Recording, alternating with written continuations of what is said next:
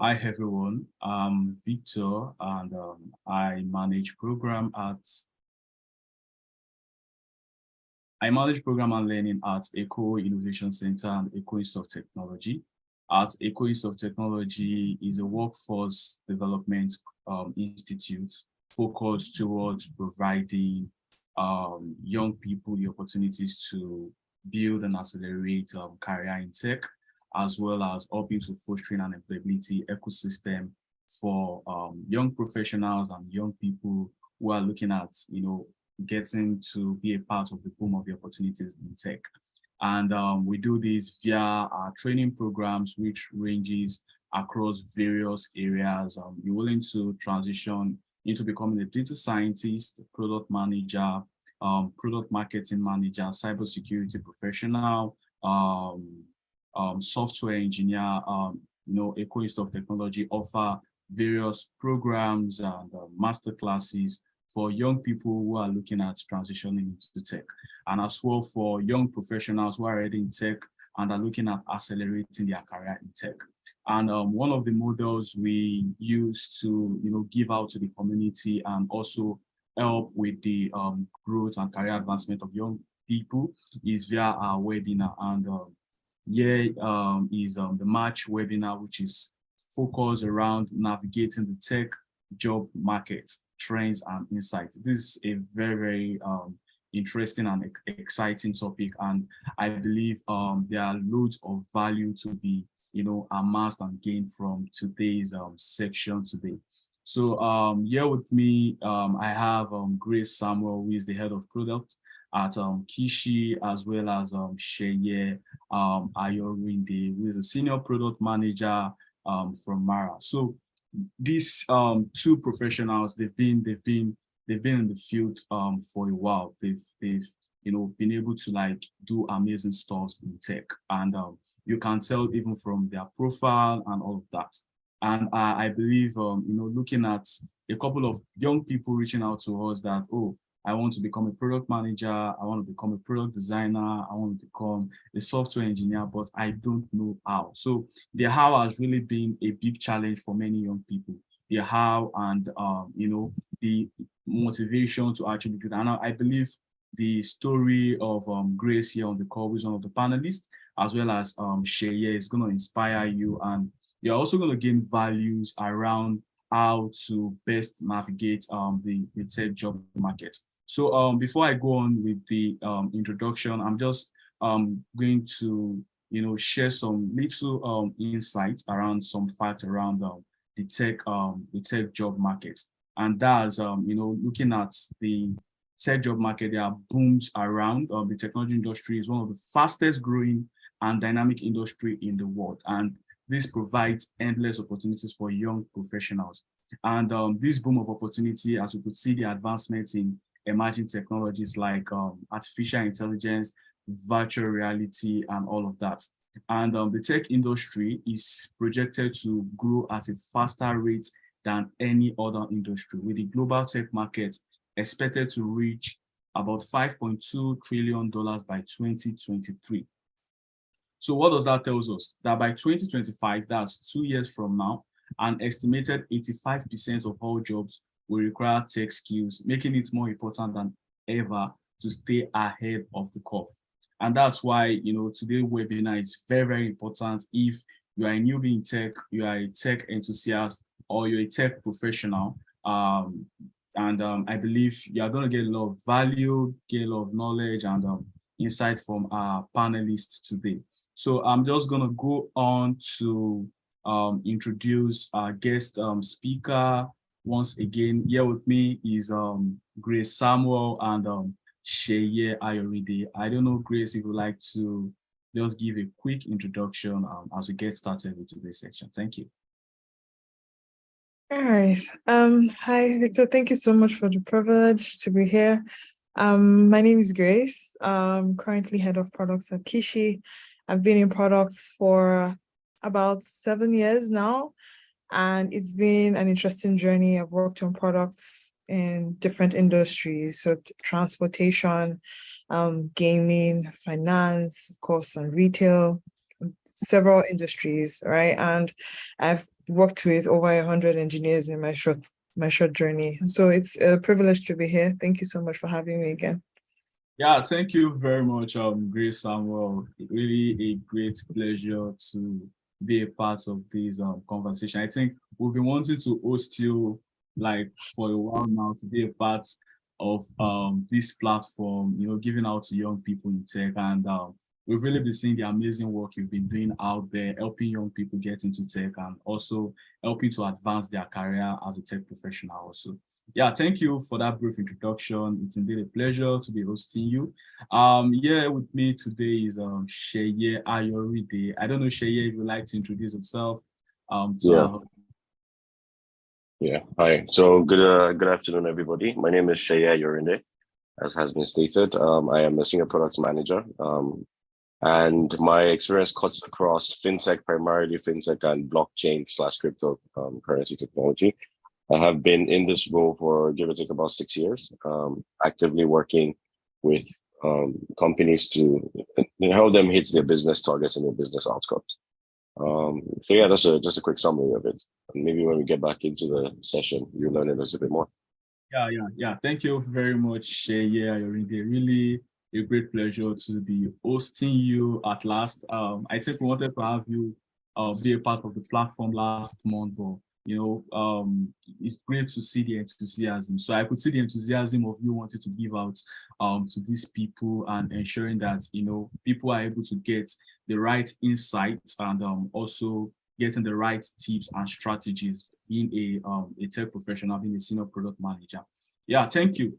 I just think we can just warm into the section now and get started. I could see a couple of people from our community joining in here on Zoom and also across our various platforms on LinkedIn, Twitter, and Facebook. Also, you all are welcome, and it's indeed a pleasure to be hosting you all once again on the Ecoist of Technology webinar. Yeah, so let me just go on to to the business of the day. I'll be directing the first question to Grace Samuel, and that is, being a tech professional, what are the current trends and challenges you see in the tech job market? So this is me just diving into the conversation. So what are the current trends? What are the current, the challenges you see in the tech job market? We have a lot of people saying that, the industry is a bit saturated. They want to get into tech.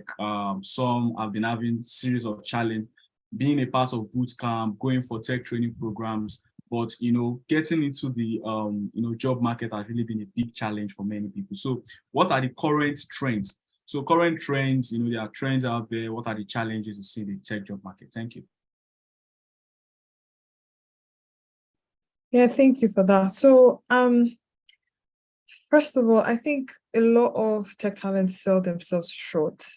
So they come with the mentality that I've not really had a tech experience, so I'm not sure if I qualify to apply for this job.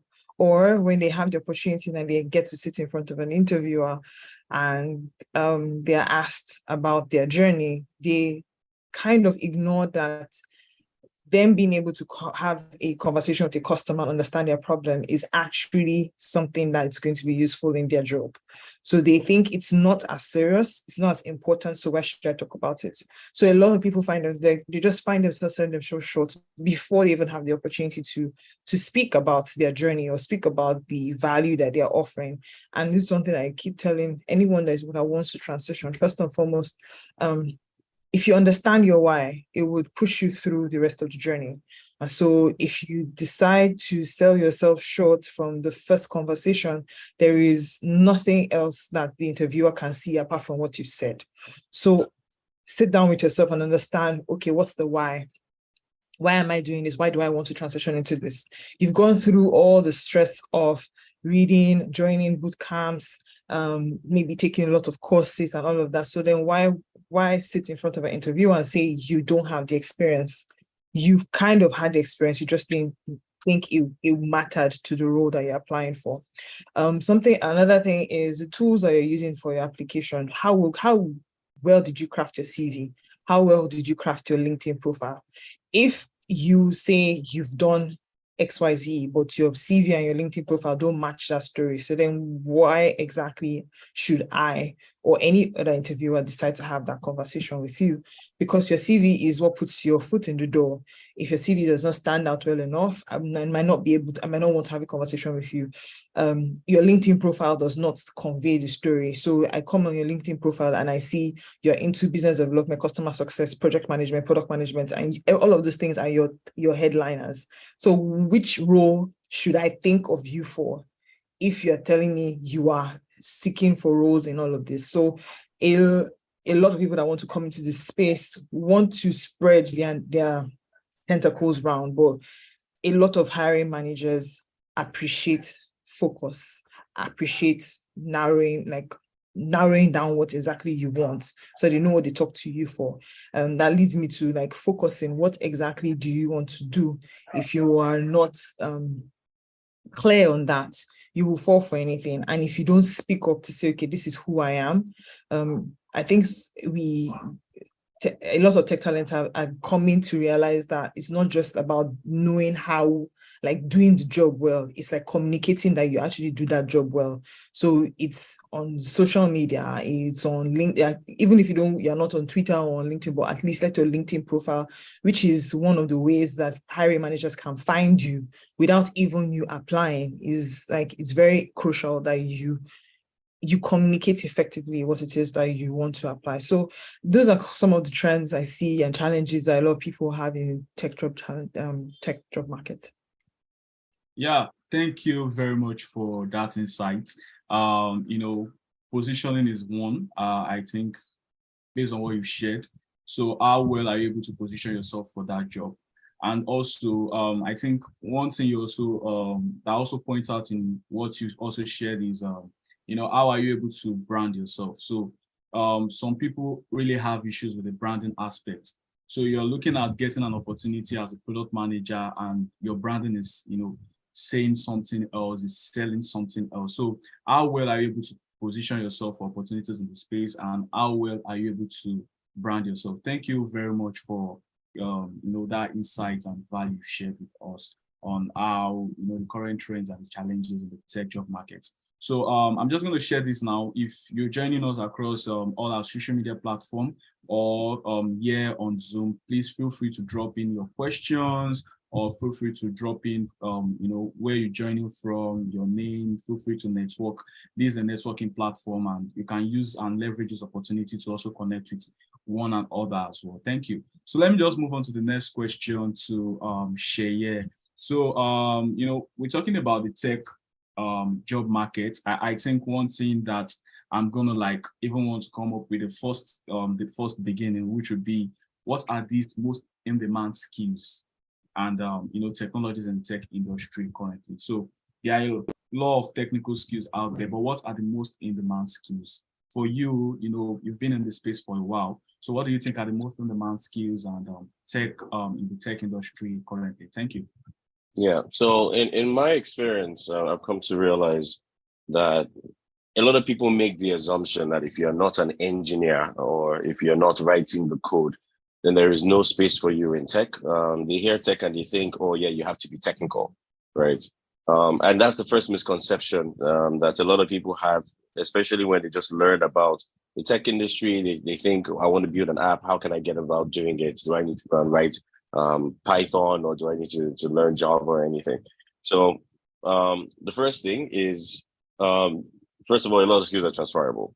And the reason why that is important to say is the world is changing in a lot of different ways. And some skills that you're using that you learned in your microbiology, in fact, or in your mechanical engineering, are somewhat transferable into the tech role. So I'll start off with that initial caveat. Now, from research and also just watching the direction that the world is going, the jobs that are still very much in demand, I would admit the engineering function is probably the most in demand as it is, because those are the guys that are actually doing the building. But there's a lot of other different roles like data science, product management, projects management. Look, artificial intelligence and machine learning is kicking off, right? And so that is becoming now a whole new job function that people are trying to explore and see, because it's still relatively new, see what is going on there. There's roles in blockchain technology and cryptocurrency, right? There's stuff in cybersecurity, right? Those jobs I know are very, very much in demand. But it doesn't also mean that things like sales and customer service and marketing are not in demand, right? And so, like I said, a lot of the things that you're doing in other industries, if you are in FMCG, is still somewhat transferable into the tech ecosystem as well. You can see customer service, you can see sales and marketing, right? Design. If you're a graphics designer, you could also put your hands into UI UX designing, that sort of thing. And well, yeah, that's pretty much it. Pretty much that. Yeah, thank you for sharing that with me. For sharing that with us. Sorry. Many people kind of get it, the notion of, oh, when they hear the word tech, what comes to many people's mind is software development or software engineering. And I think capacity development institute, or let me put it as community like EIT, we've been trying our best to give people the right orientation and also help people get the right understanding of you can be a product manager. You don't even need to learn how to write code. Yeah. Be a product manager. Yeah, so you can be a product designer. If you see you're a creative person, you're very good with creativity, you know how to, or you're good with user research, for instance, you can be a product designer and all of that. You can even go into the space of digital marketing. So it's not necessarily, I want to write code, I want to be a software engineer and all of that. And many of all these skills are also in demand now. Like there are tech products coming out, like a lot of organizations are rolling out tech products. And many of these guys need product managers to manage these products. They need designers to help them with wireframes, prototypes, and all of that. So they also need marketing guys as well, digital marketing guys to help them, market this product, get the market out from the lab when the developer, the product managers, and the other technical guys, and get it out to the market, because the product has to be marketable and also able to solve the business need, get revenue for the company. So these are in-demand skills that you necessarily don't have to start writing codes or learn how to write codes. And thanks for those insights you've shared with us. So I just want to add one more thing before you go to the next thing. Even legal and compliance, lawyers, right, are in tech.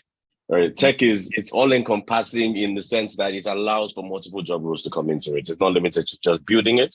There are lots of other supporting roles. So that, lawyers, and it's a very specialized role or industry. So just to Yeah, great. So I believe there are probably legal people here on the call or via a live platform. So if you're out of legal and compliance, it's something you might be willing to explore. Good one. Thank you. Thank you very much, Shay. So let me just go on to Grace. And I think it also relates to what we've been talking about now, about tech careers, some of the in-demand skills, and that's about the misconception. So what are some common misconceptions about working in the tech industry, and how can individuals prepare for the reality of the job market? So I think you shared a bit of the reality of the job market with regard to positioning and all of that. So what are some of the common misconceptions about about working in the tech industry? I know of one. I will let you to talk first, but you can share with us. Thank you. I think Shay already said one, that you need to be technical to move to tech. That's like the biggest flaw. Like anyone that tells you that is like just lying to you and just trying to make life difficult. You don't need to code to be able to move into tech. Like till tomorrow, I respect legal and compliance, because without them, some companies would exist, right? So like if you are in that space, we really need you. And so it's not about just coding. I know medical doctors have become product managers. I know real estate real estate managers that have moved into tech. I know HR that have moved to tech. So there's nobody that can move into tech. You just need to find out what problem you want to solve. And then some people also say you need to have studied a computer-related course. That's a very big lie. You really don't need to have gone to school to have like a computer engineering degree or a computer science or MIS, all of those things. You really don't need those courses to say, okay, before I'm going to be one of the best talents in tech, a lot of the best talents have never had a technical background, right? And then some people would also tell you, oh, it's too late for you to switch. That's a very big lie. Anybody can switch. Like I said, someone had gone through medical school, came out, started practicing medicine before he realized that I don't think I can do this anymore. And so he moved into product management. So don't limit yourself to, it's too late for me to switch. If you know this is what you've been called to do, please by all means do it, right? Because you have a solid why. Some people have gone into tech field to solve problems that they experienced when they were in the other industry, for example. So most of the solid professionals you see in health tech or in agri-tech, they've been in that field before and they saw a problem that they could solve with technology. So that's why they switched. So if you say, okay, I've been out of school for 10 years, I've known banking all my life, it's not still too late for you to switch. So those are some of the misconceptions. All right. Yeah. Thank you very much for that, Grace. I think, there are a lot of common misconception around the tech industry. Even I see some of our young, young tech enthusiasts, when they come in for our programs, they think that, okay, when they get into tech in 5 months, 7 months, they start earning dollars, thousands of dollars and all of that. It doesn't work that way. So same as... It's like a journey, but they get there. They get there. Yeah, so we understand that, there are numerous opportunities in tech. There are boom of opportunities in tech, and you can earn well even being in the tech field. But the misconception, because you see your friend that get into tech and currently earning maybe thousands of dollars, you feel like, okay, when I start tech today in 5 months or 3 month time, I'm going to start earning in dollars as well. It doesn't work that way. It's just like, how you have to put in the effort, you have to put in the time, commitment, and even the experience. So you don't expect to go for a 3-month boot camp or 5-month boot camp and then boom, you start earning $10,000, $15,000. No, it doesn't work. So that's a common misconception. It takes a while. I agree. I have a friend of mine, while I was still in school then, he was into tech. Like, this guy does anything. He has been coding since when I was in 100 level. This guy has been coding, he has been serious with, this tech of a thing. He just wants to build products. He wants to code and write code, build product and all of that. And then when we were done, when many of us were still looking for jobs, still trying to, find ways of, okay, what do I want to do? Do I want to, move on with what I studied in school? I want to transition. And even when it was in 400 level, we already got like some internship role, 300 level, we got some internship role and all of that. And boom, after a year, when we're done, he was working with a company in the United States and it was earning very well. And many people just assume that, oh, he started maybe 5 months ago and now he's earning $5,000. In tech, there are a lot of overnight successes overnight. Yeah, I get it. Yeah, so these are some common misconception as well. So I'm just going to move on to Sheye. So you being a product manager, and I believe you've been in the space for a while. So how did you land your current role as a product manager? I know it's a journey. Would you like to share it? So I mean, the first thing, the reason why I emphasize that you don't have to have a computer science degree is because I don't have one, right? I studied mechanical engineering. I've looked at Grace's profile and I see that she studied ICT. I know people that are product managers that came from legal, for example. I know people that came from microbiology, MIS, all those things, right? That are not particularly core computer science related skills. So that's the way I'll start this. I was a biomedical engineer, trained biomedical engineer at the time that I transitioned into tech with very little experience. Somebody took a chance, and I joined the company that kind of allowed me to nurture my skills and to grow my skills. Company Reach Technologies at that point, I think it was 2017, I think this happened. And that's how I got in. How I landed that job, I saw a brochure. Somebody shared something with me on WhatsApp. I applied to it. I sent an email. I had a cover letter written. I tried to make my CV look as attractive as possible. And, I went for the interview and they accepted me. Every other job I've gotten since then has been on LinkedIn. Every single gig, right? or just from speaking to someone and someone saying, "Oh, okay, I mean, I see what you've done at this place. I know someone that is trying to hire. I'll get them to send you a message, right?" And most times they come through LinkedIn. And so all my other jobs have been gotten that way, right? That's how I landed my first job, and that's how I've landed every other job since. And it's usually about, especially about how Grace said it, it's usually just about making sure that your online presence, your LinkedIn presence, your social media presence is very, very strong. You don't necessarily have to have the skills that are required to do the job, but you have a lot of other skills. There are lots of things, soft and hard skills that are transferable from whatever course you studied and whatever industry you're coming from that can easily be transitioned into the role that you're looking to join, right? And obviously you need to continue to upskill, right? And so yeah, that's how I know that you can land a good job, a decent job, and continue to be relevant in the industry. Oh, great. Oh, great. Fantastic. Yeah, so I believe many people on the call can hear now that you necessarily don't have to have a background in ICT or computer science to land a job in tech. Yeah, you don't have, because even the current training program we're having at EIT, a product management program, we have people with diverse background, academic background. We have a lawyer, someone who is a lawyer, wants you to become a product manager. We have a nurse, someone who studied nursing science in school, wants to become a product. We have a medical doctor, like a medical doctor. So we get people from diverse backgrounds. So you necessarily don't have to have an ICT background or be a computer guru to land a job in tech. I think that sticks. So I actually think that it's more of a strength, right? Because if you're in a specific industry, especially things that are not very much automated, if you're in a specific industry, you might be able to identify a problem that could be solved with tech, right? So that industry that you're already in, that skill you already have, could be the initial breaking points, in fact, that you have. And be like, okay, well, this thing that we're doing is too manual, right? A lot of people are struggling with it. How might we make it a little easier for these people to do this? If I do it, will it solve their problem? Right? Would it meet them at the point of their needs? Can I get paid for it? Right. So there's also strength in exploring different industries and seeing what is out there and try to identify how tech or how you might think that tech will be able to solve some problems. Right. So it's a strength in my mind.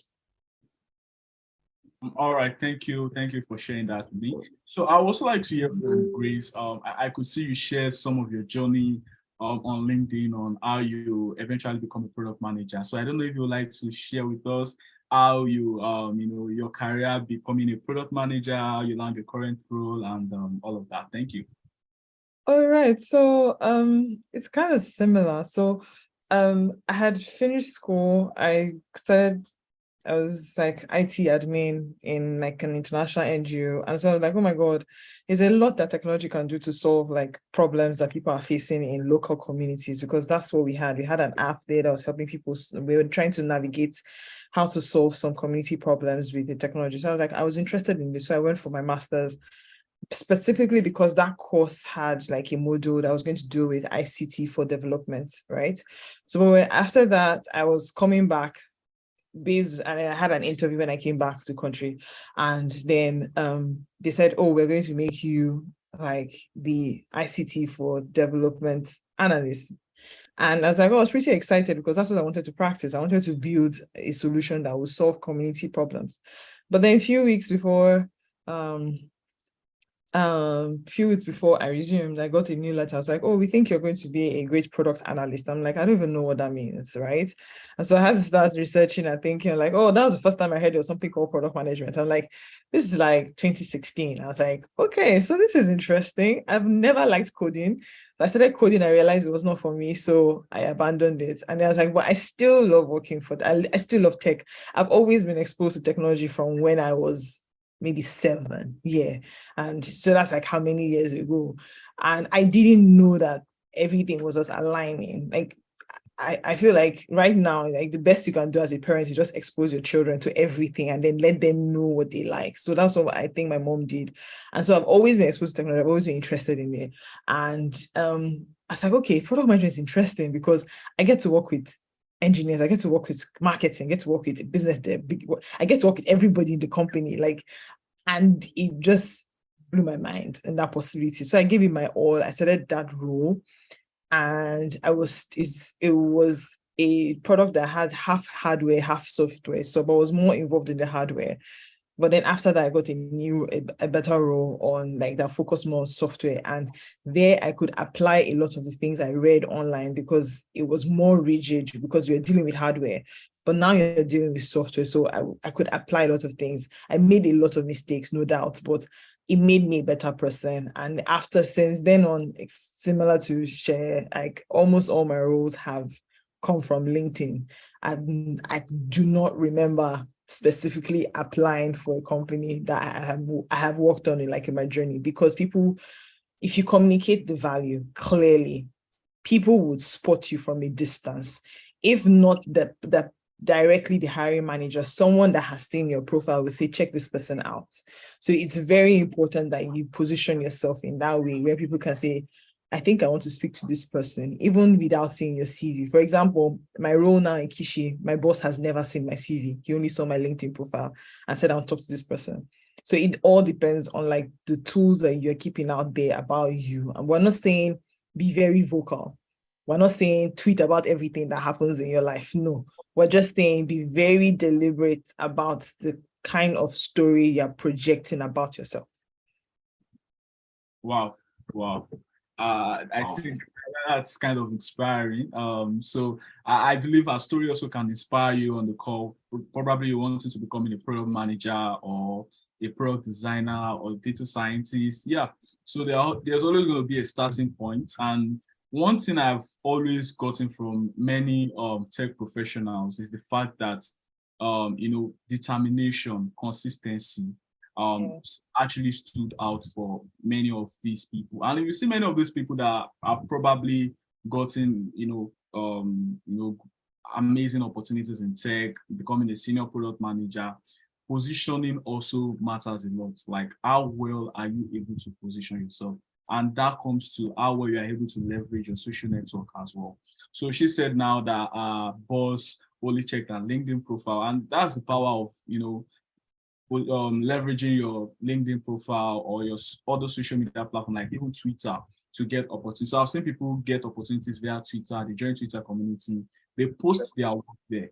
They post their work there regularly, and they get cited by maybe a recruiter or an hiring manager, and they were able to learn. Designers have it easier. Like, to be honest, you design, like, just showcase it. Like, it's easier to. It's easier than a product manager that has to think whether they're breaching a contract by sharing their products and all of that. But a designer, you can actually just say, I saw this, I want to improve it, and you put it out there. Like, that's one way to sell yourself. Yeah, definitely. Thank you for that. Yeah, so I'm just going to go on to Sheye, and that would be what are some of the tips? I know we've highlighted some tips as to how you can position yourself for jobs in the job market. So what are some of the tips for standing out in a competitive job market? Because to be sincere, I think the tech job market is getting more competitive. As we're getting more opportunities, it's getting more competitive. A lot of people are upskilling day in, day out. And even with the massive the job, a couple of tech people losing their job in some of these big companies like Google, Twitter, and all of that, is making it even more competitive, because many of these guys are senior tech professionals. So you are applying for a job now, you are competing with people, someone that has worked in Google for like 9 years or 10 years or 15 years to get a job. So it's getting even more competitive, because many of these big tech companies are now laying off their tech professionals. And many of these tech professionals, believe me, they are very good. They are amazing people. They are amazing at what they do. For them to even be able to work with, for you to get a job with Google, to get a job with Twitter, get a job with Amazon, you are good to some point. Like, you've built a portfolio for yourself, you've done an amazing work. So you just left the boot camp, you're just leaving the boot camp, or you've been in the place for just 2 years, working in a startup, and you want to get a job, you're competing with someone from Google. So what are some of those tips, regardless of even the competition out there? The competition is fierce. What are some of those tips for standing out in a competitive job market, especially for individuals with limited experience in the tech industry? So the first thing I would say is, don't compare yourself to somebody that worked in Google, first of all. The minute you start to do that, then that is the first defeat that you would face. I would say that granted that the job market has gotten a little bit more competitive, but the kind of those guys are looking for are not the ones that a lot of people in Nigeria or in Africa or even in Europe are looking for, right?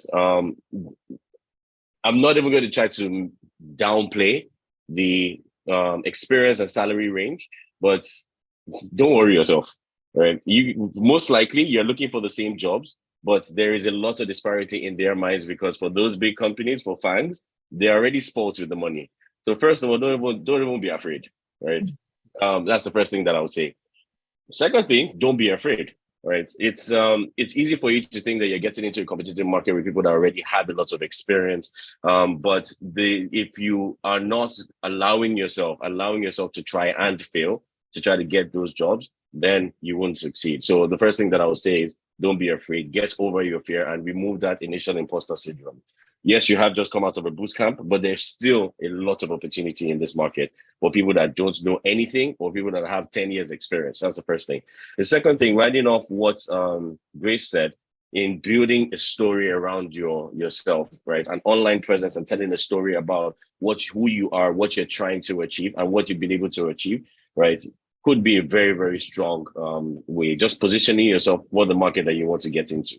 Also, learning the skills. You have gone through a bootcamp, you learned some stuff, but don't stop learning. Continue learning the thing you've already learned, and try to continue learning things that you don't know, right? If you need to cross skill, so you're a product manager, and maybe you want to learn just a little bit about data science. I usually would advise every product manager to start with doing an introduction to computer science, data science, and all those things, just an introductory course to kind of get yourself in the mindset of those people. Because when you're having conversations with recruiters or with employers, right, if you're able to show that you have a breadth of knowledge across multiple job roles as well as your own core function, then you will stand out as an automatic standout, in fact. Another thing is to network, right? You can't even emphasize this one enough. Go for events, go to industry events, meetup, social media week, right? These sorts of events that we're having right now, you need to kind of put yourself out there and go to the places where it's like someone would say that if you want to get sick, you have to find a mosquito, right? And so if you want to actually get into the industry, you have to go to the place where the industry people are. Even if you don't get a job there, at least you will get into conversations. And then you meet people that would be able to plug you because they are the ones that have initial access to job roles, job opportunities in their companies or in their industry. And finally, well, second to the last, you need to try your hands on a lot of different things and fail, right? It's not only limited to tech.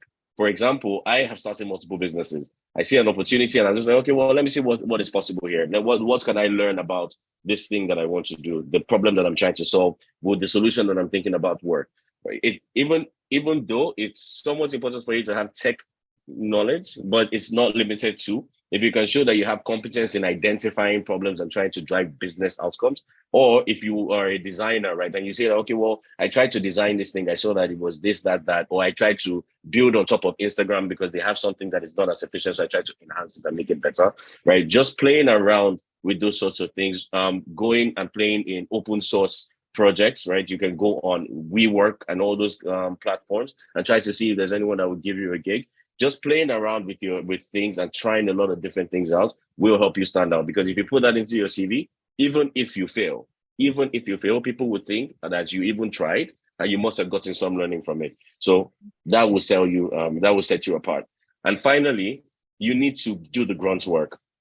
I don't think there's a lot of people that have had it good, right? You just apply to one place and then they're paying you maybe $1,000. Yeah, some people have it good like that, but not everybody. In fact, most people don't have it as good. And so you need to be willing to allow yourself to grow by starting off small. You try to get internships, you try to get apprenticeships, even if you have to say, Oga, don't pay me for 3 months, don't pay me for 6 months, just give me the skills. It's very difficult to say. Very, very easy to say and do and harder to do. But it's one of the things that I know people will look at to say, okay, well, at least he's even trying to get the skills and grow himself. And most times people will pay you for that internship nonetheless, right? So that's just my 2 cents. Very true. Oh, great one. Thank you. I think you've shared a robust overview as regards, staying out there in the competitive market. Yeah, thank you very much, Oluseye. This You is won't compare yourself to Google. Yeah. speaking from the world of experience. Yeah, that's fantastic. Yeah, so one thing I also feel that I believe stand out also is continuous learning and upskilling, even as a tech professional. Even product managers are still learning, and even people in tech are still even transitioning to other field. So you see someone saying that, oh, I'm still upskilling to probably become an AI product manager. So this person is a product manager already, wants to become an artificial intelligence product manager. And he or she feels like, oh, he or she might need to upskill in the field of data science, understand some basics around artificial intelligence and all of that. So my question will go on to Grace. That's how important is continuous learning and upskilling in the tech industry? Like, being a tech professional, being a product manager, how important is it? And what are some ways individuals can stay updated on the latest technologies and trends? Like, how do you stay ahead? There are new trends coming up almost every time now in tech. Now we are having evolution in the artificial intelligence space. We are looking at Google Bard, looking at ChatGPT and all of that. So how important is continuous learning and upskilling in the tech industry? And what are some ways individuals can stay updated on the latest tech and trends? Thank you. So yes, to answer the first part is very important. So something like product management, there's still no school that gives you a degree that says BSc product management. Like if they do, by the time you graduate, what you learned in your 100 level is already outdated. Like, so it's very important that you keep reading. What I do personally is like, I think personally, Twitter is a lot of noise.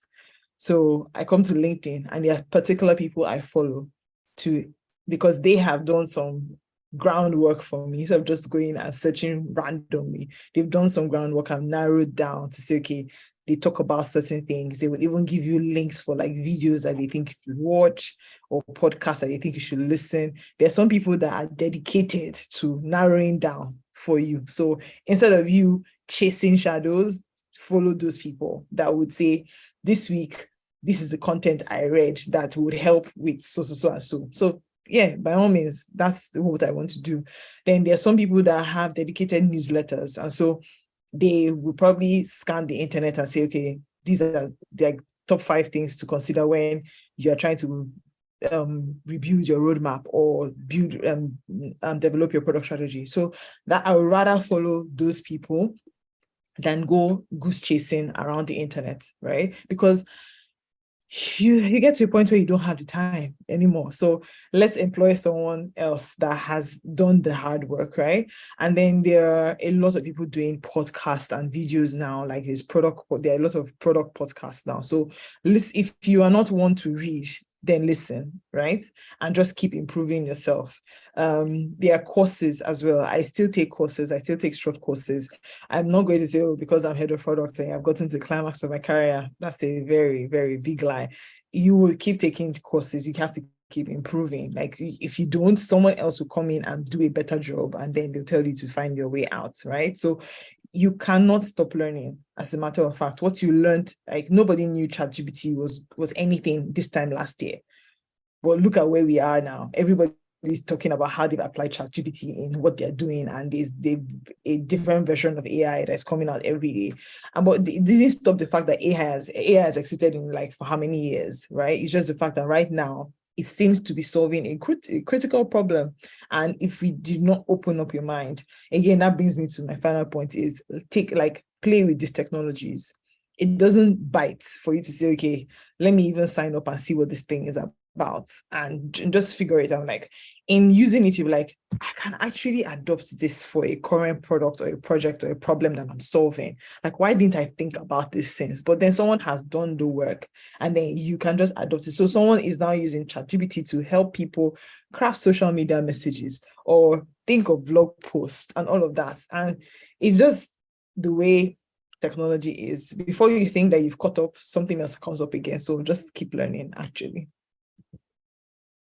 All right. Wow. Wow. I think that's a lot. That's a lot. Yeah. So even myself, because my skills also cut around various aspects of tech, and the way I tend to upskill myself, Grace already shared a couple of ideas around that. Following some of these people on social media platforms, most especially on Twitter. So there are a couple of designers, like they are very good. They are amazing designers. So they post tips, they post some techniques that you might need, even some latest trends and some tools that they use as well in their work. You can from there, keep learning. So instead of going on Twitter to go and bant and do some other things, you can take some time to bant and also take some time to go check in some of these threads out there that would actually help with your career development.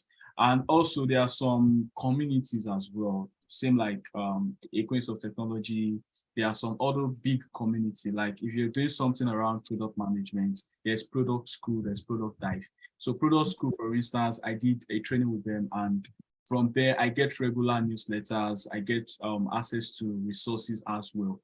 And there are some that they are even free. When you follow them, you get regular newsletters and you get various materials from them. For instance, freecodecamp.org. So if you are probably a software developer or someone that likes to code, and you follow Free Code Camp, you sign up to their newsletter, they send series of resources, YouTube videos, and all of that. So upskill in whatever areas in tech, whether you're a data scientist, whether you're a senior software engineer, full stack developer, and all of that. That's for Free Code Camp. And there are numerous communities, there are numerous organizations that does that as well. You can check up online and keep upskilling and keep developing yourself. Thank you for that insight, Grace. So I'm just going to go to Sheye, and this will be quite specific, most importantly for people that are looking at becoming a product manager. So recently, I might be wrong, but recently I noticed that many young people, many young professionals are looking at breaking into the field of product management.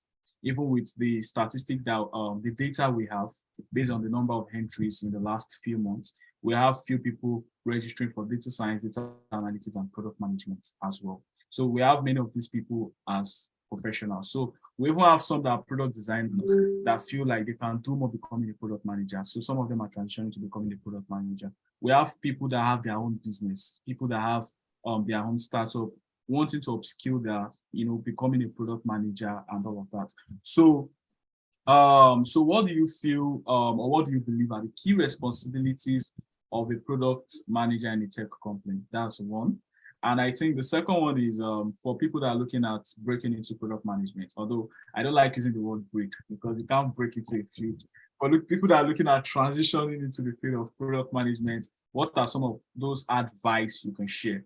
I know we have Grace, who is a head of product as well. I'm going to come back to you. But Sheye, what are the key responsibilities of a product manager in the tech industry? And what are those insights, those advice you can share for young professionals or even tech enthusiasts that are looking at transitioning into the field of product management? Thank you. Cool. Yeah. So I'll try to simplify it as best as I can.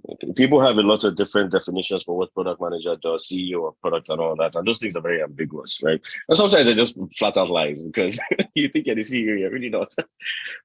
But just to simplify it, a product manager is responsible for what we call the overall life cycle of a product. That's everything from identifying a problem and an opportunity to when you solve that problem, deliver it to the market and continue to improve on it. It's cut into two primary phases, right? Discovery phase and the delivery phase. And in discovery, it's about finding the right thing to build, right? What is the right thing? What is the opportunity? What is the problem, right? Who is the user, right? Why the solution over every other solution? Why, just trying to understand holistically the problem that you're trying to solve, and then try to identify a solution or your solution to see if it actually fits into that problem space. And then the second part of that, that's the delivery part, is in making sure that you build it right. And even though you don't particularly have a direct input in writing the code to make it come out properly, you are responsible for overseeing the full development of the thing, right? And so you're trying to work with your team, with the cross-functional team across board, the engineers, the QA, even marketing and sales, right? To make sure that, first of all, it is built right. It is built in the way that the user would be able to use it, right? It should be something that the team knows that they can build, and you know that you will be able to get some business value from it. And in delivering that, in working with the cross-functional teams to deliver that solution into market, continue to watch your solution and see how it's being used and continue to improve on it, right? To make sure that you're actively providing back value into your solution. And so it's just a very huge cycle of going between discovery and delivery and trying to make sure that you're always at every given point in time churning out value to your users. So that is just a very brief overview of what a product manager does, right? Now, key responsibilities, obviously, making sure that you're managing the overall life cycle, making sure that you're continually speaking to and identifying your users and their problems, right? And just continually trying to learn and continue trying to build out. You are responsible for defining what is built and what is prioritized within your roadmap. So you are the king of your roadmap, even though sometimes some people step into your kingdom, but you still are the one that, you'll be the conductor of the orchestra, right? Making sure that the roadmap is at every point in time the current state of what the market is saying, what your business needs, etc. Now, you're also a cross-functional leader. And even though you don't have anybody that particularly answers to you, first thing that will break your heart, you cannot instruct anybody to do anything. Nobody has to listen to you. But you are now the leader of the team. So how does that work? Right. And so in product management, there's a lot of skills, hard skills and soft skills. Right. So I'm just going to be jumping between both. So please forgive me. And as the cross-functional team leader, it's your responsibility to set a direction for the team, rally the team around the vision and the direction that you're going to, and make sure that they are inspired enough to keep on running in that direction. And this cuts beyond your core development team. This is across the organization, right? So you're trying to even organize your leadership team, your boss. You're trying to get him on your side to understand the vision and try to drive that vision to a clear business outcome and to success. So you are a cross-functional leader and collaborator and communicator. You're cross-functional at that. You're also responsible for the data, right? For understanding how your product is being used and understanding what the business needs and how you are able to help your product to achieve that business need, or what your users are doing, or how much revenue you're building. It's your responsibility to watch the numbers and watch the direction that the product is taking and watch how the product is performing. And finally, probably one of the most important bits of it, right? You are the visionary of the team. And being the visionary of the team means that you have to have a very, very clear vision for what you want to achieve in the next 2 to 10 years, possibly, right? And being able to evangelize that story, right, to your users and to your team members and to everyone else, right? So yes, you are the CEO of the product, even though you have limited responsibilities in how you can make people do their jobs. You have to influence to get it done. But as the product manager of the team, you're still the team lead and the team leader of that team. So that's product management in a very, hopefully, watered down, understandable way.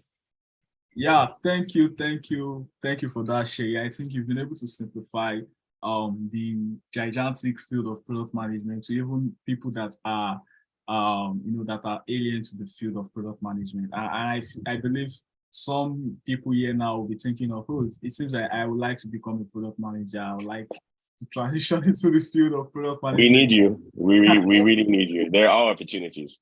Opportunities. So if you're looking at becoming a product manager, you can sign up for our program at Equinix of Technology. Our second cohort, we have a first cohort going on, and we have young product managers who are hungry to come out there to become great product managers in the industry.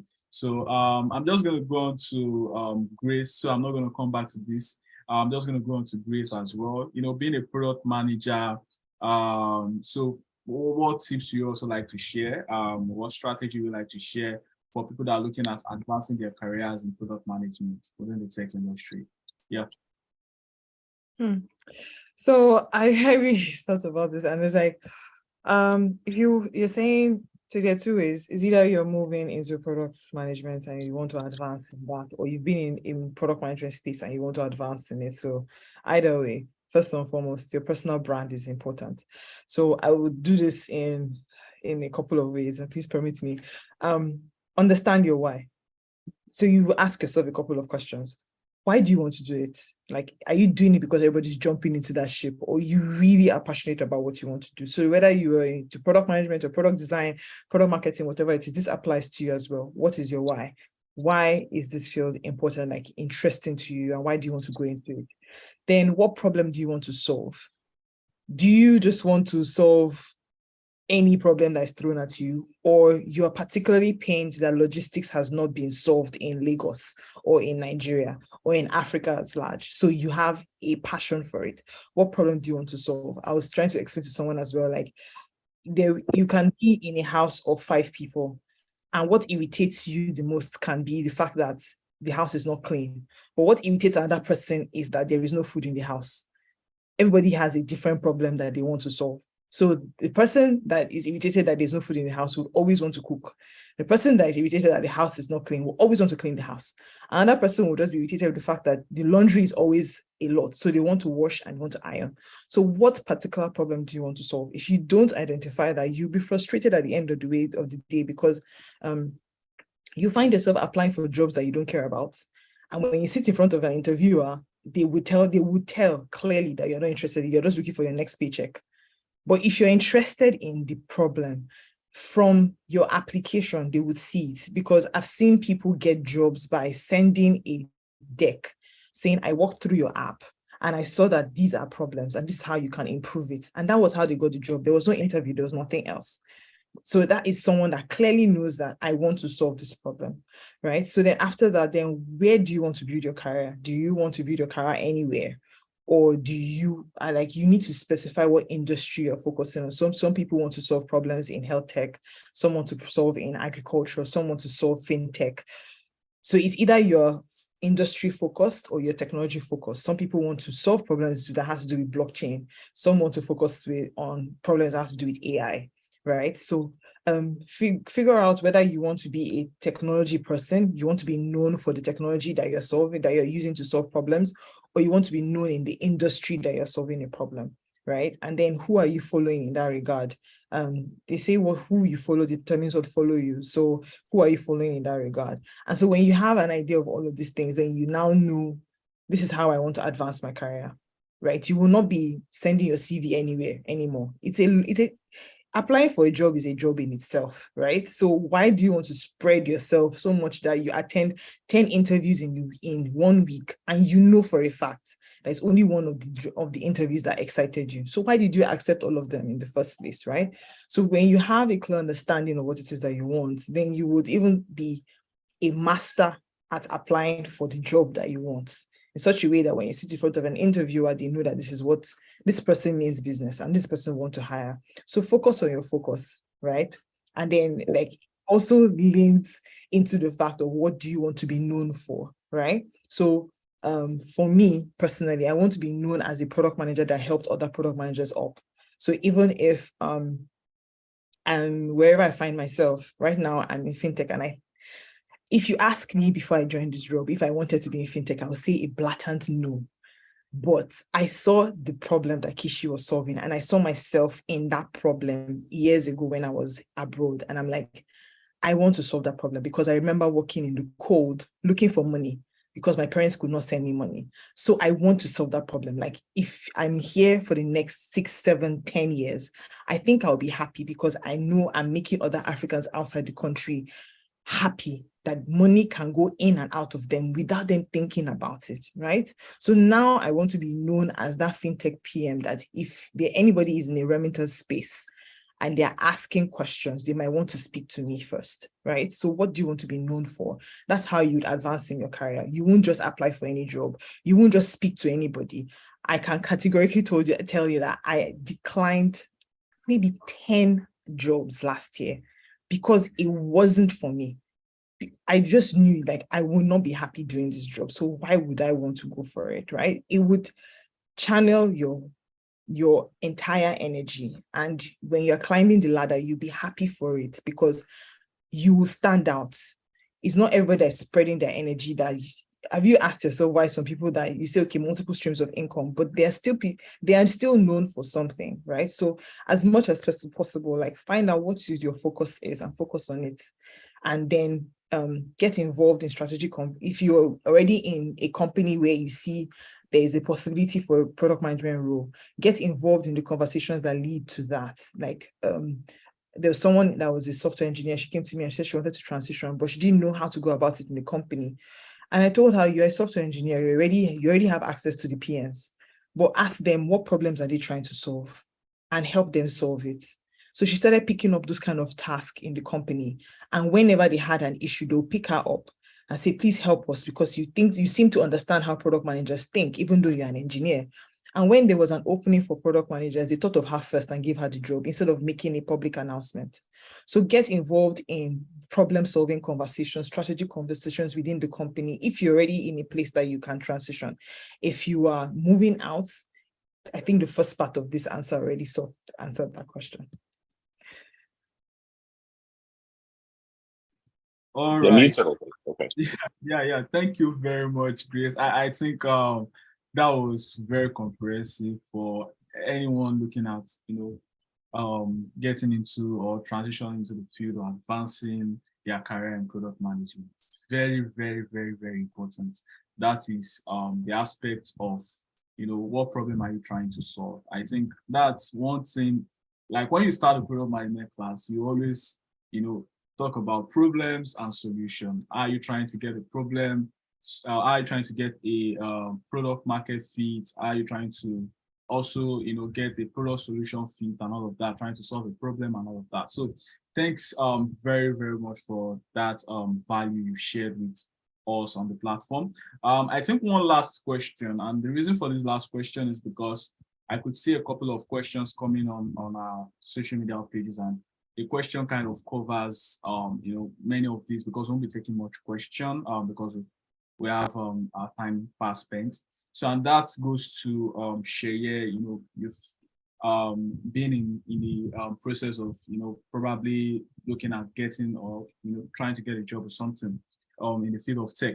So how can individuals navigate the job application process in the tech industry? And this includes job postings, applications, and interview. Although this is kind of HR related question, but I would just like you to, from your own wealth of experience, share with people the tech bros that are looking at either changing their job or looking at getting their first job. So how do you think they can navigate the job application process? Thank you. So yeah, even though it is somewhat HR related, right? The good thing, the great thing is I've been privileged to be in a lot of interviews, right? I've interviewed people to join the companies that I've worked with, or people to join me on my team as interns or anything of that nature, if the budget's allowed for it.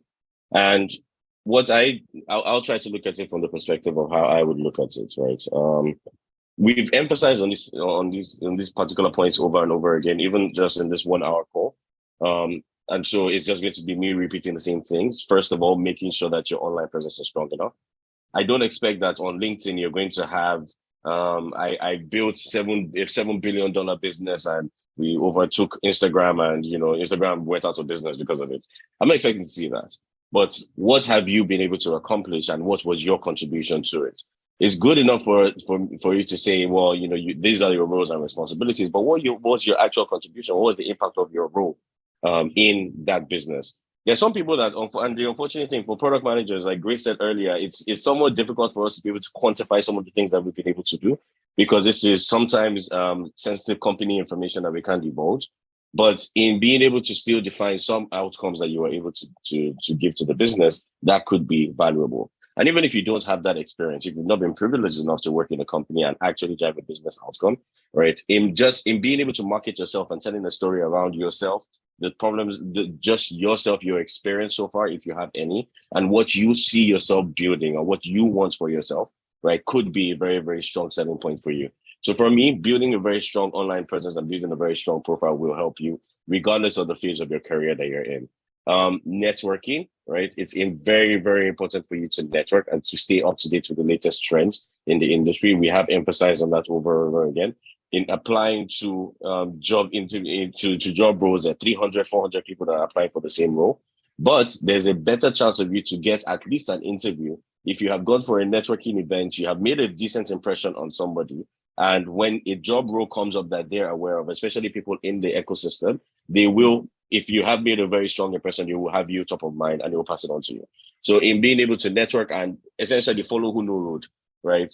These people have spent years building their careers and they know how difficult it is. In finding someone that will agree to be your mentor could also be a very strong point for you, right? So networking is very, very important. Also, in the last point that Grace made, she was talking about tailoring your experience and tailoring your profile for what problem or industry you want to solve, right? If you are any walk, right? The any walk that comes, just give me. It's not a very good look. It's great that you're able to share yourself across multiple industries. You know lots of things, but just that scattered, not focused application or not focused profile would make it a little bit difficult for people to see the actual value that you will contribute to their business. And think about it. Everybody, like anybody that is hiring because they want you to give them value and also to give yourself value. So tailor your application and tailor your experience and tailor your profile to the job that you're applying to or to the industry that you want to get into. And obviously, don't stop learning. Continue to skill and upskill and overskill, right? Cross skill, every sort of skilling, just the skill they go, right? Because you might think that it's irrelevant experience, but it's most times transferable experience. Something that you learn just from, okay, well, I want to see what Python is like. I've tried Python. I put it down after the first month, right? It wasn't great, but I specialize in SQL and I'm like, okay, cool. I enjoy SQL. And every time I go for an interview, one of the questions they ask me is, are you proficient in SQL? And I'm like, I got you there because I am, right? And that is already a way to sell myself and that just essentially removed me from a lot of other people that didn't even bother trying. They just want to do product, right?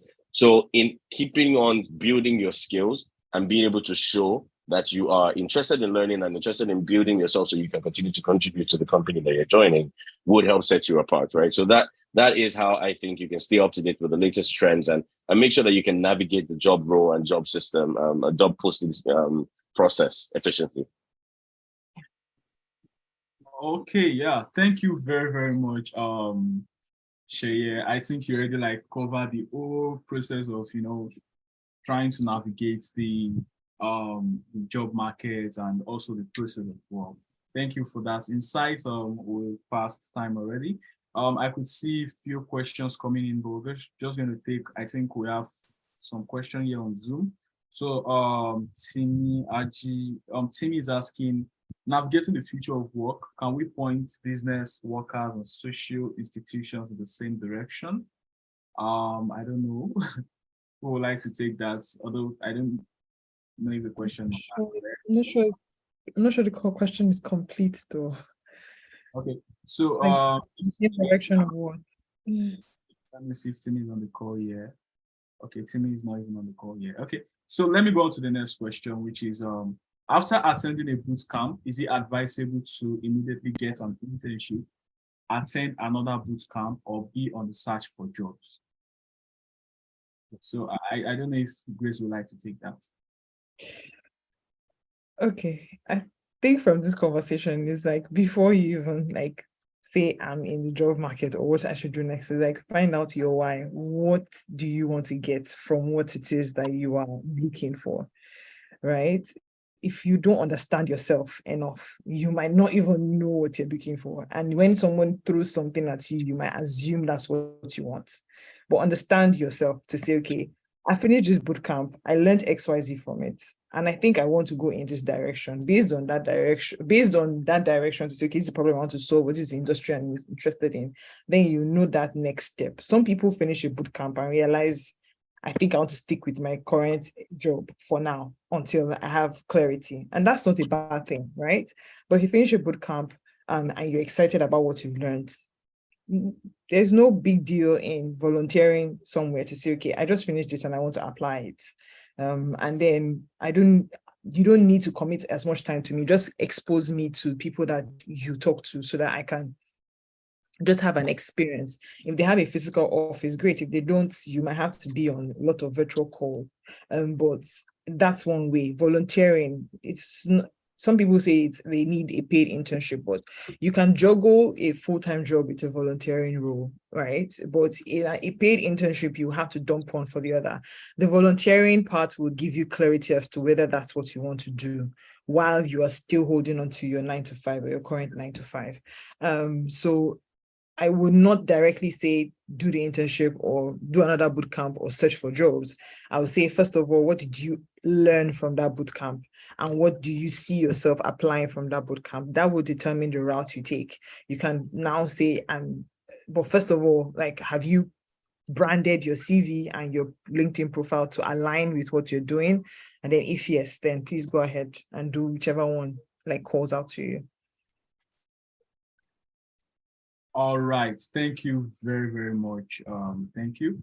Okay, there's just one more question, and I think we'll just bring this to an end, and that's from, I guess, Twitter. So the person is asking, for someone who is looking at transitioning into, for someone who has been in tech for a while as a software engineer and looking at transitioning into product management, how can I do about this, most especially during job interviews? I don't know if that question is okay. So I think this question goes like, the person is in the field of software engineer for a while, but looking at transitioning into product management, and the person has gotten experience as a software engineer, but looking at getting a job in the field of product management. So how will he or she be able to communicate the transitioning process, or how can he or she leverage the transitioning process to getting a job in the field? I think that's the easiest transitioning, but yeah, let's share the answer. I'm sitting down to myself thinking, do you know how lucky you are as an individual for you to have both code experience, meaning that you can basically build the thing yourself, and then you now want to go and get cheat mode and go and now do product experience, and you can know how to figure out what to build. That is cheat mode, right? And it's very, very strong. So I know Grace has already answered this question in a previous response that she was given, but I'll try to maybe tailor it a little bit more, maybe with a little story. I worked with someone. I consider him to be a mentor, even though he tries to avoid the title. And his experience is he left school, computer science. He went, he did his master's degree, and he came to work in, I don't want to mention the company's name, but it's a Nigerian company, and he worked in that company as an engineer. When he wanted to transition, he was doing the engineering, he was doing it and figuring out that, man, this thing is really hard. It's like, first of all, the product managers that he was working with at that point were not doing what he knew product management should be, where it's not about just getting requirements from business and going to go and build it. It's about speaking to users and actually understanding deep needs and deep whys. And so in his mind, it was like, whatever these guys are doing, I don't want to just give me work and let me just go and build it. I also want to be able to experience this and understand if who are truly solving this problem for. I want to speak to users as well. I want to understand their problems. I want to try to test out solutions as well. And so he started trying to have those conversations internally. He already had a job. He was having those conversations internally. He spoke to the head of product of the company, spoke to the CTO, let them understand what he was thinking or doing. And the only caveat that they had for him was, we still need an engineer. So if you can do both, that would be great.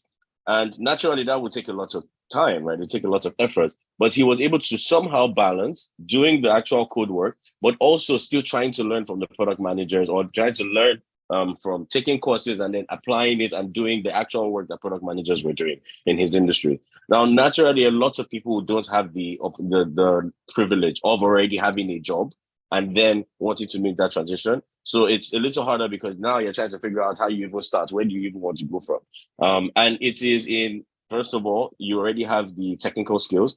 Try to get the other skills for engineering, right? For product. Read some books, understand what product management is, understand actually, truly what product management is, because it's not just saying, oh, let's go and build this thing and you write documents and go and build it. It's about it's about speaking to users. It's about looking at the market and listening to the market, feeling the pulse of the market, understanding problems and focusing on problems and not falling too deeply in love with solutions.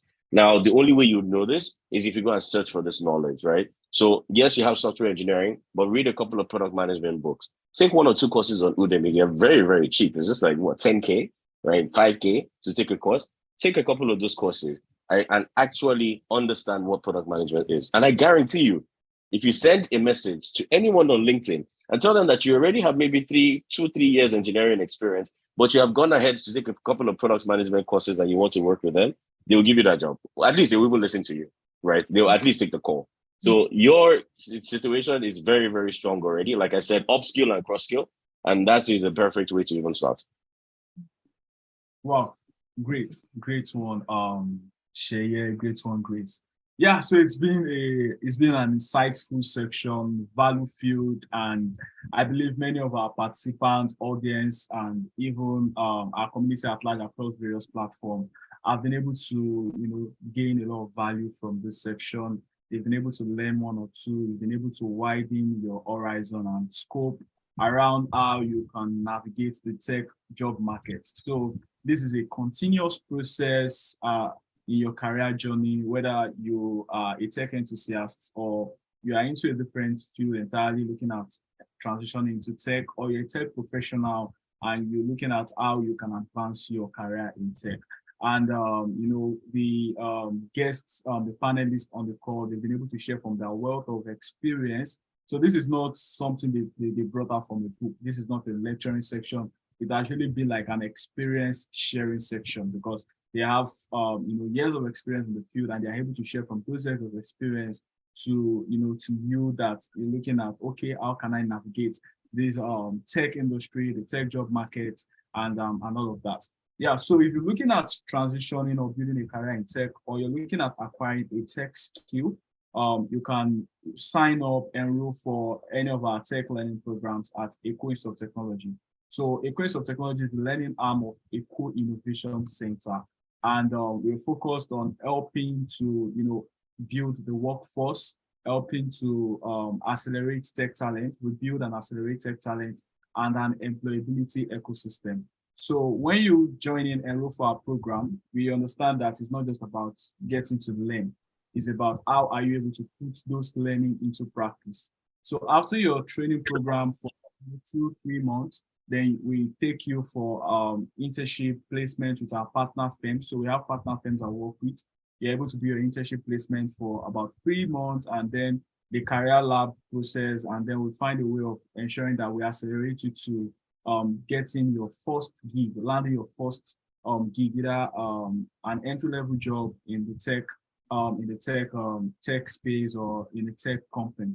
Yeah, so thank you all for being a part of this conversation, and thank you to the guest speaker, especially Grace and Sheye, for honoring our invitation to help share with our community. And thank you all, and see you next for our next episode of the Eco Institute of Technology webinar coming up in April. Thank you all, and have a great weekend. Bye.